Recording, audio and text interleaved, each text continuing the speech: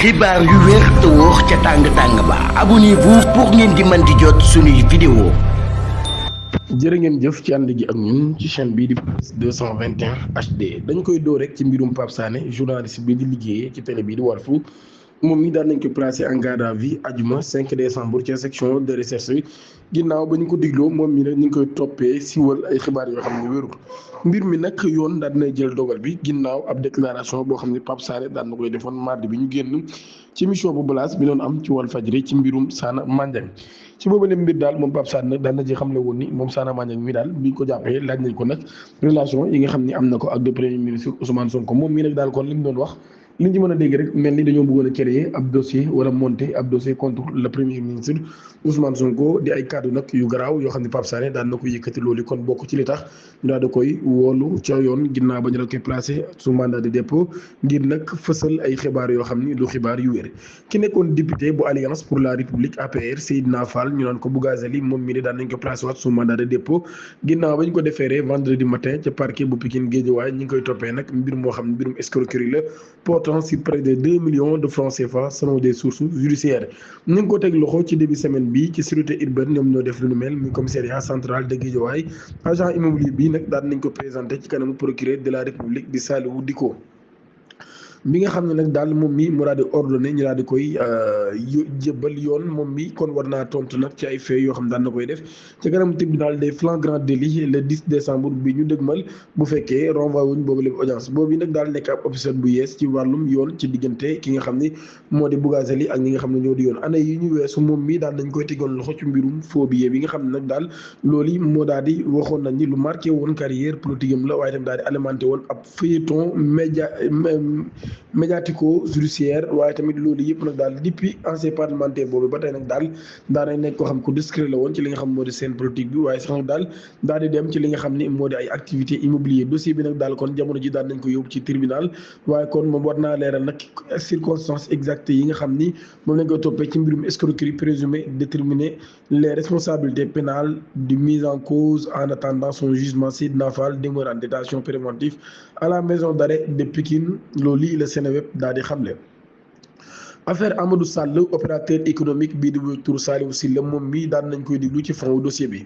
ñu tudd ko ci mbirum 5,5 milliards de francs CFA mi nga xam ne ci lañ jàppee Amadou Sall ci lañ tudd Amadou Sall doomu Macky Sall moom mii di opérateur économique bii di tur Saliou Sylla daan nañ koy diglu ci fond dossier bi àjjuma bi ñu génn bu ñu sukkandikoo ci information yi Seneweb daal di joxe daan nay contesté maanaam weddina kon daal liñ koy giiñ mooy association des malfaiteurs ak blanchiment de capitaux yi nga xam ne daal moom lañ koy giiñ waaye moom mii nag daan nay interrogé par le président des collègues moom moo ko daal di diglu le président des collèges des juges d'instruction du pôle judiciaire financière waaye nag loolu ba tey procureur Ibrahima Faye ma nga fa woon bokk ci parquet financier bi Saliou Sylla mii nag daal placé woon nañ ko sous mandat de dépôt le 19 septembre bi ñu génn ci atum 2025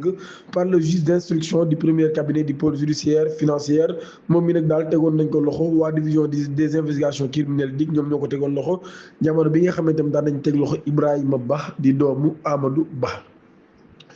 libéré sous condition lan moo tax Badara Gadiaga ba tey di des di nekk ci kaso bi maanaam moom Badara Gadiaga mi ginnaaw bi nga xam ne ni chambre d'accusation daan nay confirmer libération wala bàyyi gi nga xam ne daan nañ ko koy bàyyi sous bracelet électronique waaye nag ci loolu yëpp nag mu am ay conditions yuñ ko tegal muy bu 21h jotee dafa war a des ci këram ba 7h du matin waru ko nag daal di génn benn yoon moom Badara Gadiaga mi pour mu génn Dakar tamit dafa war a am li ñuy wax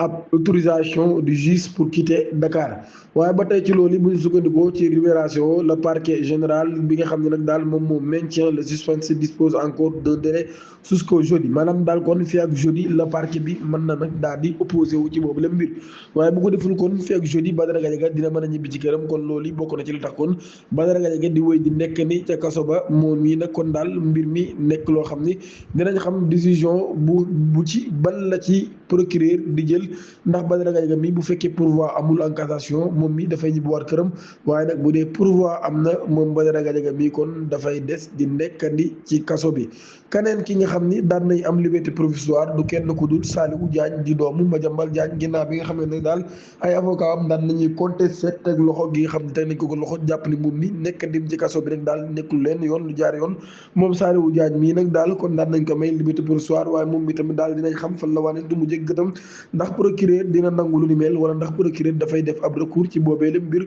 loolu yépp ci kanam raw li gët. tribunal d'instance de Mbour moom mi daan na joxe verdigam ci affaire bi nga xam ne nag violence bu am la ci waaye tamit am lu ñuy wax mbirum allégation d'abus sur personne vulnérable Ka Sagna di ab maçon moom mi nag daal di gaañ a Sow di ab berger waaye atam toll ci 70 ans.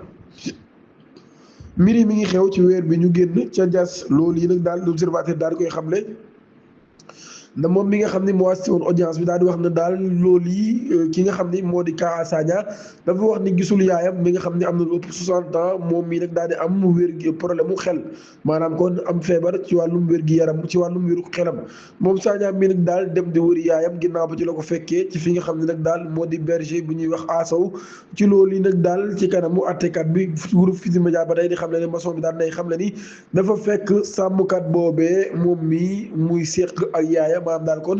mu fekk sàmmkat bi ci kaw yaayam bi nga xam ni dafa am wéré di xel mu daal di dénoncé acte yooyee daal di nag accusé ki nga xam ni moo am 70 ans ni moom mii dafa transformé yaayam def ko ab objet sexuel maçon ba tey daal di xam leen nag daal jéemoon naa sax jël yaayam yóbbu ko ca kër ga ci loolu ci la altercation daal di amee ba berse bi daal di génnee ab arme daal di tirer ñetti coup de feu ci loolu yi nag daal mu wax ni atteindre ko benn yoon ci ginnaaw ba Sagna mi ci la ko nag daal di désarmé waaye nag ci loolu yi ci la ko kon daal di dóoree ci bopp wala sax ci la ko daal di dóoree kon ci kanam waaye li mu ko dóor nag mooy bopp bu pistolet gi loolu kon daal di tax ba moom mii di berger bi mu am fukki fan yoo xam ni mënu koo liggéey muy ab ITT incapacité de travail de 10 jours muy ab certificat médical kon boo xam daan na koy am ci beneen côté bi moom Sow daan nay rejeté liñ koy giñ neen nag daal femme bi da doon ñëw ci moom di ko sàkku ndimbal moom berger bi daan na wax nag daal kon agressé bi ñu ko agressé teguñu ko fenn moo tax mi ngi laaj lu toll ci 1 million gi ñu daan koy jox ndàmpaay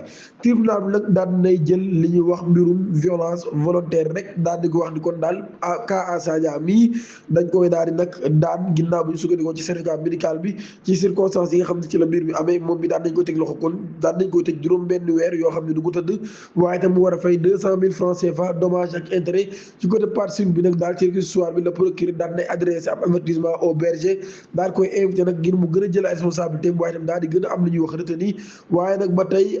ñuy wax ab sous-entendu perçu comme l'assistance comme un doute sur sa version commenté l'observateur kon mi ngi noonu di leen jox di daje ba ëllëg incha allah di ñaan ngeen abonné suñu chaîne activer cloche de notification bi ngir dara bañ leen a raw jërë ngeen jëf. xibaar yu wér te wóor ca tàng tàng ba abonnez-vous pour ngeen di mën di jot suñuy vidéo